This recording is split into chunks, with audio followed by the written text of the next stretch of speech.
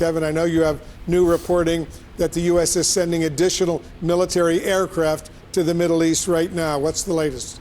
Yeah, and this coming as the president is weighing whether to widen this conflict. Now the U.S. sending additional F-16 and F-35 fighter jets from bases in Europe towards the Middle East. The U.S. is also increasing the number of aerial refueling tankers that are in the region, all as these tensions escalate with Iran. Last night, CENTCOM saying that it had carried out the 9th consecutive night of strikes against that country. You see both sides of this increasingly going after some very sensitive civilian infrastructure, including water desalination plants. The U.S. has been hitting roads and bridges in southern Iran. But at the same time, I think what these deaths over the weekend really underscore is that Iran has retained some fairly significant missile and drone capabilities, kind of puncturing the president's claims of total military dominance. What you also hear U.S. officials worry about is that these deaths could potentially show that Iran is beginning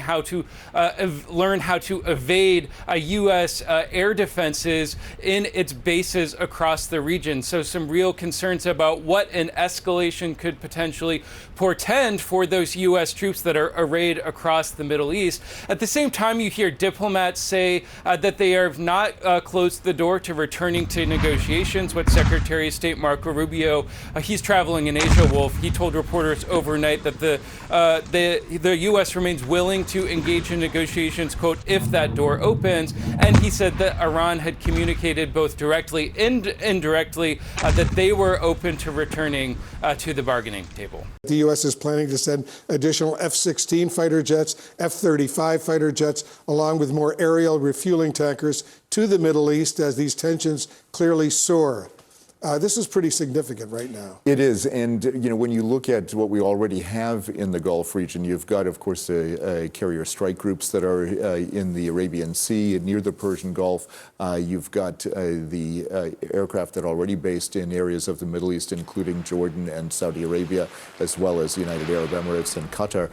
So those areas are going to get beefed up, basically. The airplanes that you mentioned, the fighters, as well as the aerial refueling tankers, are also probably going to be augmented by other aircraft such as reconnaissance aircraft and other drones potentially as well. And if all of that moves forward, they'll be coming from Europe, and that will basically set the stage for even further military offensives and basically a military campaign against Iran, one that is even more extensive than what we've seen so far. Joining us now is Ambassador Dennis Ross. He was a special assistant to President Obama on the Middle East peace process and is a counselor over at the Washington Institute for Near East Policy. Dennis, thanks so much for joining us. Do you expect there will be larger fallout from the deaths of these U.S. service members? Is this war with Iran now going to dramatically escalate? I don't know that it's going to dramatically escalate, although it's clear the U.S. is moving F-15s and F-35s to the region, is also moving additional aerial refueling tankers. So that suggests we're probably going to increase the scope and intensity of the attacks we're going to carry out. The Iranians, as you just noted, have hit 7 different states in the region. So there is a dynamic here that seems to be an escalatory one, but it's also noteworthy that, A, the Iranians are not hitting Israel, which suggests they know that Israel would hit back in a big way. B, the United States is still not hitting certain kinds of targets, meaning we're not hitting power plants, we're not going after energy facilities. And I think the reason for that is we're seeing that the Iranians have the ability to hit similar kinds of targets in the Gulf states. I think when they hit Kuwait and they hit the desalination plant, an electricity related facility, an oil related facility, that was their way of signaling, if you hit these kinds of targets within Iran, we will hit those kinds of targets in Saudi Arabia, the UAE, and elsewhere, and the impact on oil prices will be dramatic. So I think there is still a conflict that is being fought within certain bounds. Wolf, the basic problem is there's no way out of the current impasse because the Iranians are insisting they will control the straits, and we're saying they will not.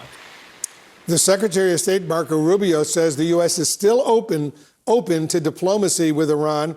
Iranian officials say they were also open to it. But how does diplomacy even restart at this point with this war escalating? Well, it's not unusual to have force and diplomacy operate at the same time. Oftentimes, each side is using force to try to affect the terms of a negotiation. I think that's what we're seeing at this point. I think both sides actually would like to find a way out. Our reimposition of the blockade has dramatically damaged further an already desperate economy within Iran.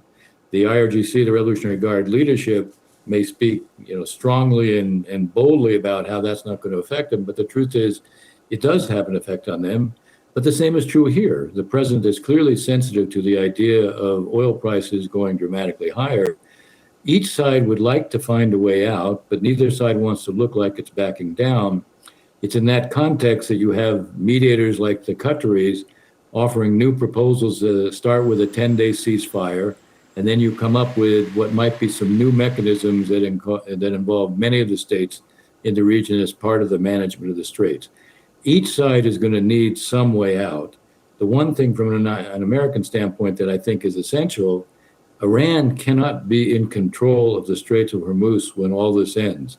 Let's recall, Wolf, that on February 27th, the straits were open. Supposedly, our main objective was about preventing Iran from ever having a nuclear weapon, but our whole focus right now seems to be on reopening the straits, which, by the way, were open prior to the war.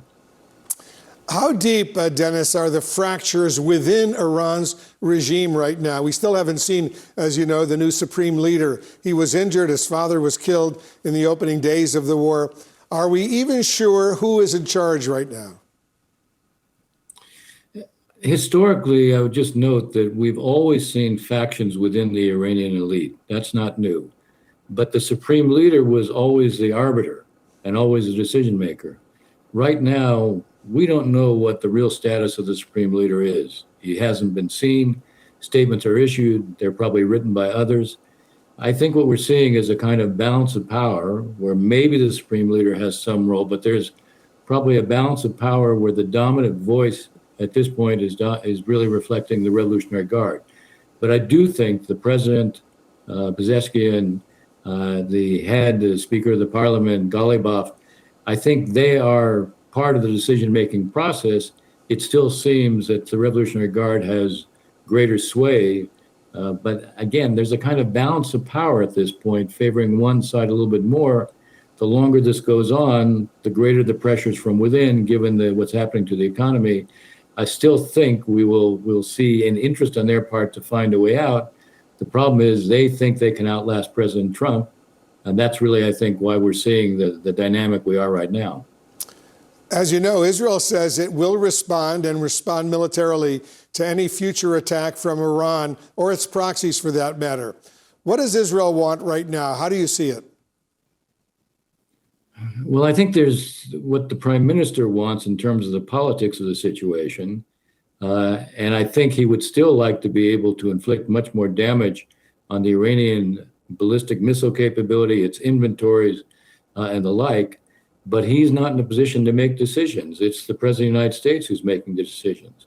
And I think the president at this point doesn't seem to want the Israelis to be involved. It's ironic that the Iranians don't seem to want the Israelis to be involved. The only way the Israelis become involved is if the president changes his mind and or the Iranians hit Israel. At this point, they're avoiding that. So I still think, even though within Israel, I think there's a strong sense that something could happen this week where Israel is drawn in, my sense at this point is that basically neither the United States nor the Iranians seem to want the Israelis involved, because I still think there's a desire, at least on the part of the president, to keep this more limited. I think we're going to see him try to strike a balance where he's going to do much more this week in the hopes that by hitting the Iranians even harder with the blockade, they will come around and look for a way out. Now, whether we can get to that point right now, given the kind of zero-sum quality of each side wanting an outcome that the other can't really live with, that remains to be seen. But I still think we're seeing each side operate within certain limits. And the mediators may come up with something as things begin to look worse that allows each side to take a step back. That, I think, is the hope for the moment.